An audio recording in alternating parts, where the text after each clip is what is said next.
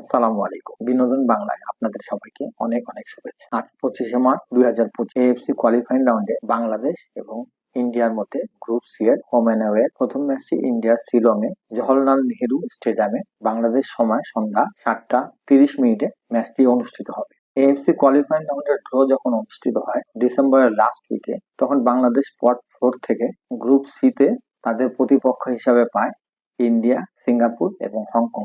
Group C থেকে বাংলাদেশ তাদের প্রথম ম্যাচটি 25শে মার্চ 2025 ইন্ডিয়ার শিলংয়ে ইন্ডিয়ার সাথে মুখোমুখি হতে যাচ্ছে। এই ম্যাচটিকে ঘিরে অনেক রকম ঘটনা ঘটে গেছে। যেমন বাংলাদেশের হয়ে হামজা চৌধুরী ফিফার অনুমোদন পায়, ঠিক একইভাবে ইন্ডিয়া তাদের অবসরে যাওয়া সুনীল ছেত্রীকে আবার দলে ফিরিয়ে নিয়ে আসছে এবং এই কোয়ালিফাইং রাউন্ডকে সামনে রেখে বাংলাদেশ দল 38 জনের একটি স্কোয়াড ঘোষণা করে। প্র্যাকটিসে আসার পূর্বেই 9 জন প্লেয়ারকে দল থেকে বাদ দিয়ে দেওয়া হয়। তার মানে 29 জনের একটা স্কোয়াড নিয়ে বাংলাদেশ প্রাথমিক যে দলটি, সেই দলটি কন্ডিশনিং ক্যাম্প করার জন্য সৌদি আরবের উদ্দেশ্যে রওনা দেয় এবং সেখানে বাংলাদেশ দলের আরেকজন ইতালির 4th টায়ারে খেলা হামিদুল ইসলাম সৌদি আরবের ক্যাম্পে এসে যোগ দেন।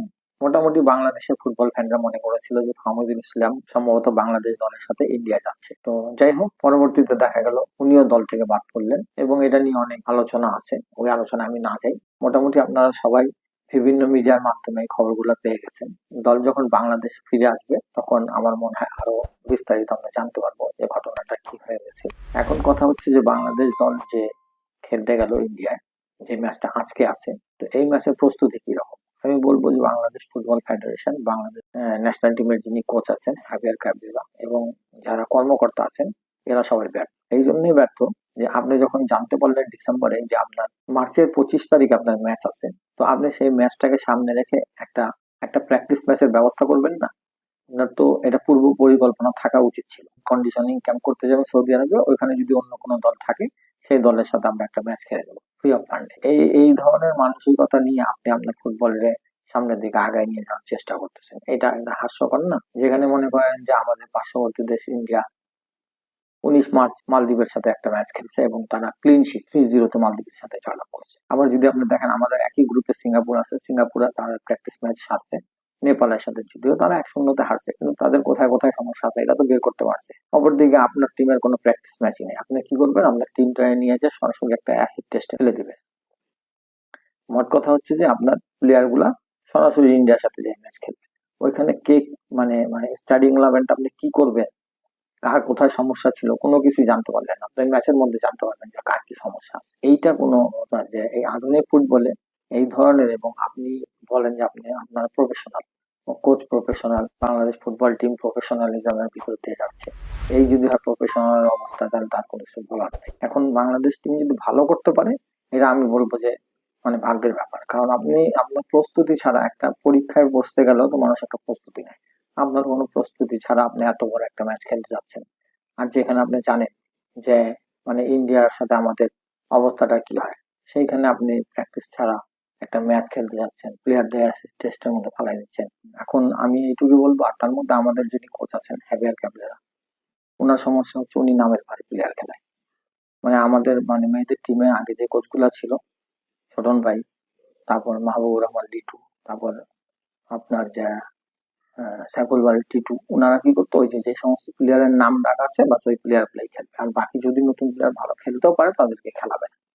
তো এই করে আমাদের হাবিয়ার ক্যাপ্টেনেরও একই অবস্থা। ওই গত 3-4 বছর ধরে ওই প্লেয়ার গুলা খেলতেছে, নতুন কোনো প্লেয়ারদের সে সুযোগই করে দেয় না খেলার জন্য। তো এই ধরনের কোচ দিয়ে আপনি বেশি দূর যাইতে পারবেন না। আপনি যদি মনে করেন যে হামজার মতো রেডি প্লেয়ার কিনে রেডি প্লেয়ার নিয়ে এসে আপনি প্রতিবার খেলাবেন, এটা তো হয় না। আপনি প্লেয়ার তৈরি করতে হবে। আমাদের যেমন পিটার বাটলার আছে, উনি প্লেয়ার তৈরি করে দেয়। হ্যাঁ, তো এইরকম আমাদের এই ধরনের কোচ দরকার। এই কোচের দরকার নেই যে ওই হামজার মতো রেডিমেড প্লেয়ার এনে খেলাবো আর আমি নিয়ে নিবো, এটা হয় না। তো এটা আমাদের বুঝতে হবে। আর আমরা যদি ভালো করি তাহলে এটা ধরে নিতেও আমাদের সৌভাগ্য। আমরা যারা ফুটবল ফ্যানরা আছি, আমরা তো আশা করবো যে আমরা ব্রাজিলের সাথেও যদি খেলা হয় আমরা ব্রাজিলকে হারাই দিই, কিন্তু ওইটা তো কোনো কথা হলো না। আমার ওই প্রস্তুতি তো নাই রে ভাই। তো এখন দেখা যাক যে বাংলাদেশ টিম যে ম্যাচটা আছে আজকে 25 তারিখে, এই ম্যাচে কি করে। আর সবচেয়ে বড় কথা হচ্ছে যে আপনি যে টিম যে নামাবেন, আপনার স্টার্টিং ইলেভেন নিয়ে বাংলাদেশের মানুষের কনফিউজ, কে কে খেলবে। তারপরে আমি মোটামুটি একটা প্রেডিকশন করছি, এটা আমার প্রেডিকশন। যেমন ধরেন গোল পোস্টে থাকবে মিতুল মার্মা, এটা নিশ্চিত করে বলা যেতে পারে। তারপরে যদি আপনি সেন্ট্রাল ডিফেন্স ধরেন তপু বর্মন থাকবে এবং তারেক গাজী থাকবে।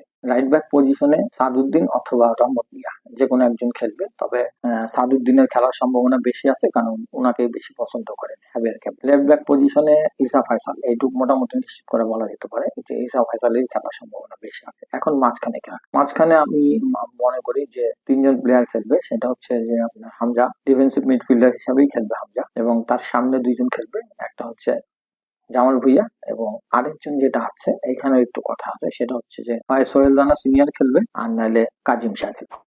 আমার প্রেডিকশন আছে, অন্যরা কি বলে তা আমি জানি না, আমার কাছে এটাই মনে হচ্ছে। আক্রমণ ভাগে এই তিনজনের মধ্যে আমার কাছে মনে হচ্ছে যে আমার কাছে যতদূর মনে হচ্ছে যে লেফট উইং পজিশনে ইব্রাহিমের খেলার সম্ভাবনা অনেক বেশি আছে এবং রাইট উইং পজিশনে রাকিব খেলবে।